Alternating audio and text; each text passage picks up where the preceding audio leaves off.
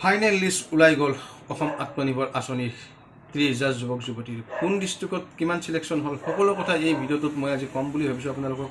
যদি আপোনালোকে ভিডিঅ'টো ধৈৰ্য ধৰি স্কিপ নকৰাকৈ শেষলৈকে চাই তেতিয়া আপোনালোকে ভিডিঅ'টো বুজি পাব। আৰু যদি স্কিপ কৰি চাই কমেণ্টত যা তা কথাবিলাক লিখি গালি গেলাজ পাই আপোনালোকে সময়বোৰ নষ্ট নকৰিব।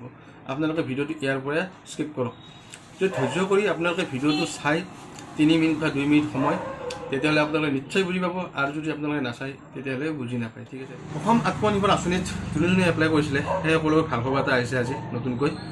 সেইটোৰ ওপৰতে ভিডিঅ' এটা বনাম আৰু ভিডিঅ'টো আপোনালোকে স্কিপ নকৰি শেষলৈকে চাব। আৰু যদি মোৰ চেনেল তোমাৰ নতুনকৈ আছে প্লিজ চেনেলটো ছাবস্ক্ৰাইব কৰি ৰাখিব।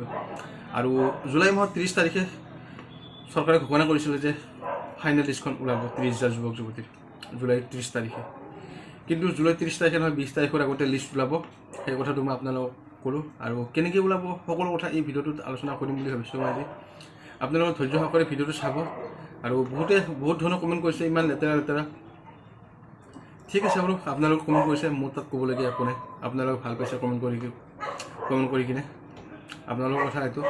কিছুমানে গালি পাইছে, গালি পাৰিলেও ক'বলগীয়া নাই। ঠিক আছে, আপোনালোকে ভাল পাইছে গালি পাৰি পাৰক। আৰু মই সকলোকে এটা কথা কৈছিলোঁ যে যিখিনি যুৱক যুৱতী চিলেক্ট হ'ব ন 30,000 সেইসকলে কিন্তু ট্ৰেইনিং নকৰাকৈ কিন্তু পইচা কেতিয়াও নাপায়। সেই কথাটো আপোনালোকে লিখি ৰাখক। আৰু যদি মই মিছা কৈছোঁ আপোনালোকে কিছুদিন ধৈৰ্য ধৰক 30 তাৰিখলৈকে, যিদিনালৈকে লিষ্টখন নলয় সেইদিনালৈকে ধৈৰ্য ধৰক। আৰু আপোনালোকে গুৱাহাটীত যাব ন তেতিয়া তাত গম পাব ট্ৰেইনিং কৰিব লাগে নে নালাগে। ট্ৰেইনিং নকৰাকৈ যদি চৰকাৰে পইচা দিয়ে আপোনালোকৰ ডিগ্ৰীত যায় তেতিয়া মোক ক'ব। কাৰণ এই আঁচনিখনত মই এপ্লাই কৰিছোঁ, এতিয়ালৈকে ফাইনেল লিষ্টখন অহাই নাই।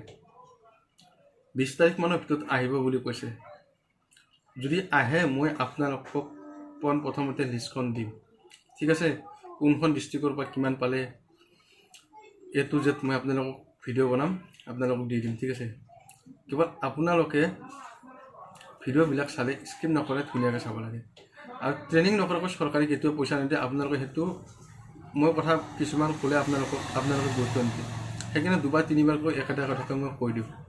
ঠিক আছে, আৰু যদি ভিডিঅ'টো চাই কৰি ভাল পাইছে আপোনালোকে লাইক কমেণ্ট এটা কৰিব।